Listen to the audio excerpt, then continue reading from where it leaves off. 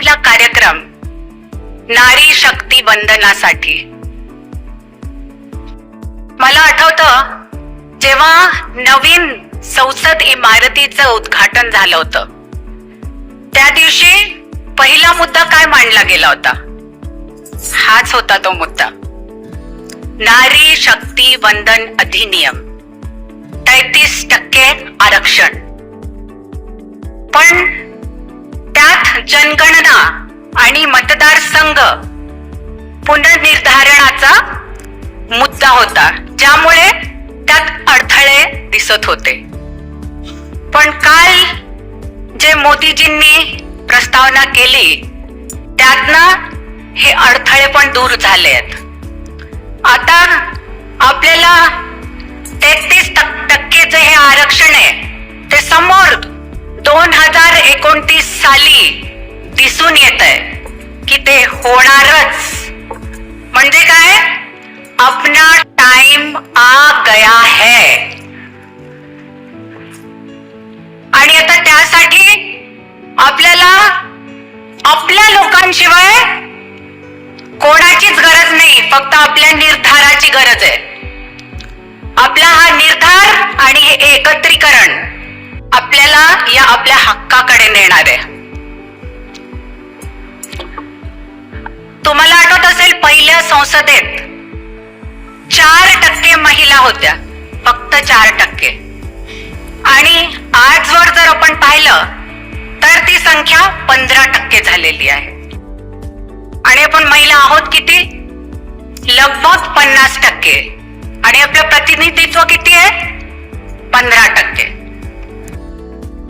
खासदार आणि आमदार आपल्या देशभरात जर आपण एकूण पाहिले तर ते आता आहेत 4666. आणि त्यात महिला किती आहेत? 464. म्हणजे 10% महिला. आणि भारतात महिला किती आहेत? लगभग 50%.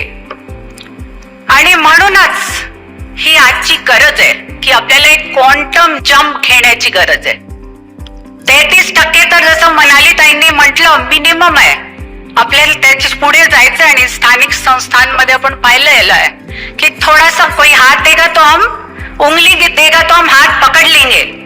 आपल्याला ती उंगली पाहिजे. And that finger is what? हेच हाच अधिनियम. आणि हा अधिनियम आपल्याला नक्की 50% लवकरच नेणार.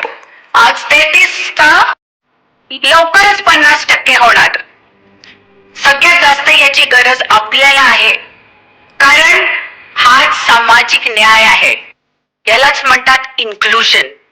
आणि जेव्हा संसदेत आपला आवाज ऐकू येईल, जेव्हा विचार विमर्श करताना, पॉलिसीज बनवताना आपलं पार्टिसिपेशन इक्वल असेल, तेव्हा जाऊन ते खरं सशक्तीकरण होईल स्त्रियांचं. आणि यासाठी जो आपल्याला नंबर दिलेला आहे त्यावर फोन करणं खूप जरुरी आहे. मी आता कार मध्ये बसून फोन करणार आहे, पण तुम्ही मला वाटतं सगळ्यांनी हा फोन केलेला असेल. आणि ज्यांनी ज्यांनी केलाय त्यांनी आपल्या मोबाईलचे टॉर्च लाईट ऑन करावे.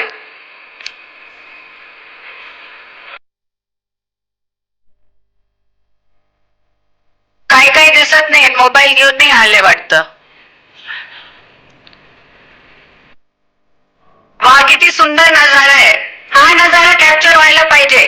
प्रत्येक स्त्री मोदीजींच्या मागे आहे, प्रत्येक स्त्री रवींद्रजींच्या मागे आहे, प्रत्येक स्त्री देवेंद्रजींच्या मागे आहे. आणि हे सगळे तुमच्या पाठीशी आहेत. आणि यालाच म्हणतात खरं एकत्रीकरण. आता तुम्ही बॅटरी वाचू शकता.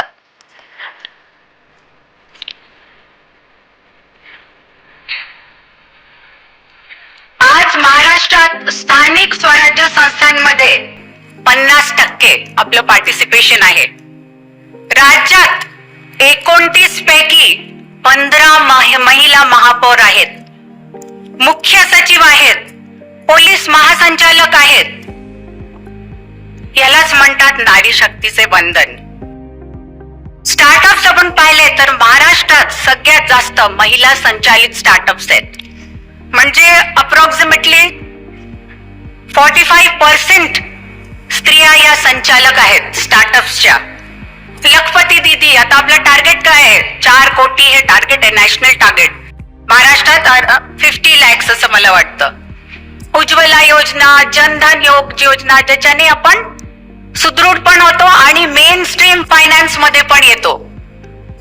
PM आवास योजना, 72% स्त्रियांच्या नावाने घरं नोंदली गेली आहेत. किती मोठं सशक्तीकरण आहे हे. आज तुमचं घर तुमचं आहे, काही झालं सगळं चांगलं होईल, पण काही घरच्या दृष्टी झालं तर तुम्हाला बाहेर नाही जायचंय. तुमचा पती बाहेर जाऊ शकतो कारण घर तुमचं आहे.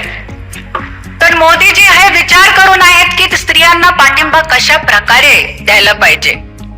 आणि आपण पण दरवेळेस दाखवून दिलेलं आहे की संधी द्या, क्षमता आम्ही सिद्ध करू. आमच्यात ती क्षमता आहे, आम्हाला फक्त ती थोडीशी संधी द्यायची गरज होती, ती आता तुम्ही आम्हाला दिलेली आहे. आणि आम्ही सिद्ध करू की आम्ही we are not weak, we are strong and sky is also not the limit for us. खूप आनंद आहे की या पार्टिसिपेशनमुळे 33% महिलांना निर्णय प्रतिक्रियेत समाविष्ट होता येणार आहे.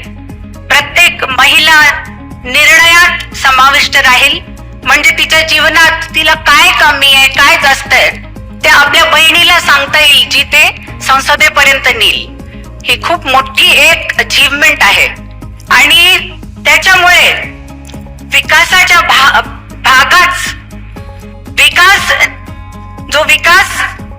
विकासाचे शिल्पकार ज्या आहेत त्या आपण होणार आहेत. फक्त विकासात आपण सहभाग नाही करणार, तर आपण शिल्पकार होणार आहे विकासात. तर जसं मी तुम्हाला म्हटलं, आता वेळ आपली आलेली आहे और त्याचं सगळ्यात जास्त सोनं कसं करायचं हे आपल्या हातात आहे, आपल्या पोरीबाळींच्या हातात आहे, आपल्या मानसिकतेच्या हातात आहे. तर आपल्याला आता पुढे निघायचंय, ही संधी एकदम प्रतिसाद करून घ्यायची आहे. आणि जे आपण करू नाही शकलो इतक्या वर्षात, एकत्रित संसदेत जाऊन, लोकसभेत जाऊन जे आपण नाही बोललेलो ते एकत्रित होऊन बोलायचंय. मला असं काही दिवसांनी हे पण दिवस येणार असं दिसतंय की आपली संख्या एवढी वाढणार आहे की मग पुरुषांना पण त्यांचं एक रिझर्वेशन लागणार आहे. पण त्यासाठी आपल्याला खूप गरज आहे की ही वेळ आपल्याला युटिलाइज करायची आहे. आणि जेव्हा आपण संसदेत किंवा राज्यकारभारात जातो तेव्हा आपल्याला स्त्री म्हणून तरीही जायचं नाहीये, आपल्याला एक असा इंडिव्हिज्युअल म्हणून जायचंय ज्याला महाराष्ट्राचं भलं करायचंय, ज्याला भारताचं भलं करायचंय. आणि त्यात स्त्री पुरुष हा पुढे भेदभाव नाही. ही सुरुवातीची साथ आपल्याला मिळालेली आहे, त्याचं पुढचं चीज आपल्याला या प्रकारे करायचंय की कोणी नको म्हणायला ही स्त्री आहे म्हणून हिला ती चान्स मिळाली. सगळ्यांनी हेच म्हणायला पाहिजे, तिला चान्स मिळाली आणि तिने त्याचं सोनं केलं आणि तिने लोकांसाठी त्याचं सोनं केलं. तर हे सोनं तुम्ही नक्की कराल 2029 मध्ये, याचा मला विश्वास आहे. आणि मनाली ताईंनी तर इतके फिगर्स सांगितलेत, ते नक्की पाहून कळतच की कशा स्त्रियांनी आपल्या सगळ्या ऑपॉर्च्युनिटीज ऑप्टिमली युटिलाइज केलेल्या आहेत. तर धन्यवाद मला जिथे बोलवण्यासाठी. जास्त काही मी बोलायच्या तयारीत नव्हती, कारण मी त्यातली स्त्री आहे की I don't speak much but I deliver.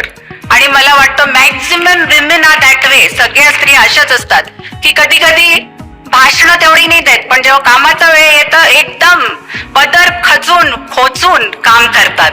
तर तुम्ही पण पदर खोचून काम कराल आणि आपल्या नागपूरचं तुम्ही एक प्राईड बनाल, एक विश्वासाचा स्तंभ बनाल, याची मला गॅरंटी आहे, याचा मला विश्वास आहे.